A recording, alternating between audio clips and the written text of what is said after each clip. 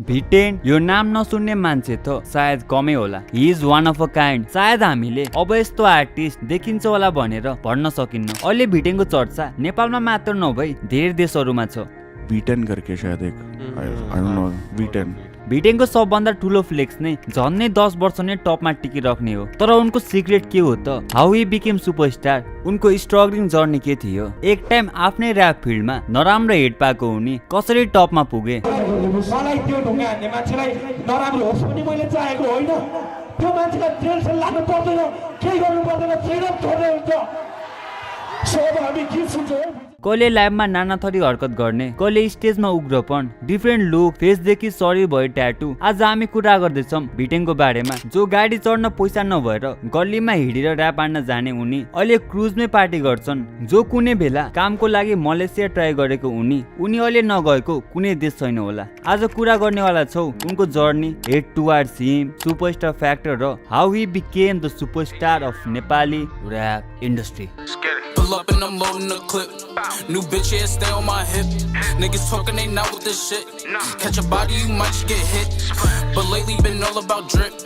New designer, just look at the fit. And I just blew a bag on my bitch. भिटेन एके समीर घिसिङ। उनको जन्म रौतहटको चन्द्रनिगामा भएको हो। सुरुवात उनको नामबाटै गरौँ। उनको नाम भिटेन चाहिँ उनको साथीले राखिदिएको नाम हो। त्यसैले उसले राखिदिएको नाम हो। साथीको नाम सुजन हो होइन, जो उसले अहिले चाहिँ खलासीहरू गरेर हामी सुनिरहेको थिएँ मैले। उसलाई नि थाहा छ होला सायद। भिटेनको 2012 देखि र्यापमा चासो बढ्दै थियो र उनी 2014 देखि बल्ल र्यापमा एकदमै लागि पर्छन्। भिटेन कलेज पढ्न र थाङ्काको काम गर्नको लागि काठमाडौँ जान, खासै कलेज नै जाँदैनन् र काममा नै ध्यान दिँदैनन्, जस कारण उनी आफू बसेको घरबाट शुद्ध निकालिन पुग्छन्। कलेज छोड्दै ड्रप आउट गर्दै होइन। त्यसपछि अनि त्यस्तो किन भयो भन्दा त्यस्तो चाहिँ सङ्गतकै अब हुन्छ नि, साथीहरू त्यस्तै हालको थियो होइन। र पछि केही घडी मामासँग फेरि काममा लाग्छन् र पछि फेरि भूकम्पले गर्दा घर गएर घरदेखि आउँदा उनमा बदलाव आइसकेको थियो। केटिएममा आएर फेरि आफन्तीको मात्र बसिरहेथे, काम त गरिरहेथे, तर उनलाई र्यापमा लगाव लागिसकेको थियो। र्याप मात्र बढी गर्न मन लाग्ने उनलाई कामभन्दा बढी ध्यान र्यापलाई दिएपछि उनी फेरि आफन्तीबाट टाढा हुन्छन् र कहिले को साथी र कहिले को साथीकोमा गएर बस्छन्। र त्यही बेला भिटेनलाई साथीहरू र दाईहरूले पैसा दिएर एकदम हेल्प पनि गर्नुभयो भन्छन्। जिसीहरूले हाम्रो युनिक दाइले नै सबैजनाले मलाई खल्तीमा होइन, ला भाइ खाजा खाऊ टाइपको, ला गाडी चढ होइन, 10-20 रुपियाँ 20-30 रुपियाँ होइन। खुसी लाग्थ्यो त्यो देख्दाखेरि। तर म त्यो पैसा चाहिँ खल्तीमै राख्थेँ। अनि फेरि हिँड्दै गएँ, एयरफोन हालेँ र समय बित्दै थियो र 2015 मा उनको एउटा गरिबी भन्ने फर्स्ट अफिसियल म्युजिक भिडियो युट्युबमा अपलोड हुन्छ र यो भिडियो चाहिँ PMST भन्ने च्यानलबाट अपलोड हुन्छ। र यो टाइममा उनले हसल चाहिँ गएर नै हुन्छन्, तर र्यापबाट के होला जस्तो चाहिँ लागेको थिएन। त्यसैले घरको कुरा सुनेर उनी मलेसिया जानको लागि ट्राई नै गरेको थिए। अब विदेश जाउँ कि जस्तो लाग्थ्यो बाउले होइन, भन्थे अनि जा भन्थे। म मलेसियाको लागि होइन, त्यहाँनिर एउटा रेस्टुरेन्टमा खै के काम थियो भन्दै थियो, त्यसको लागि पनि इन्टरभ्यू दिन नि गएको थिएँ म मलेसियाको कामको लागि।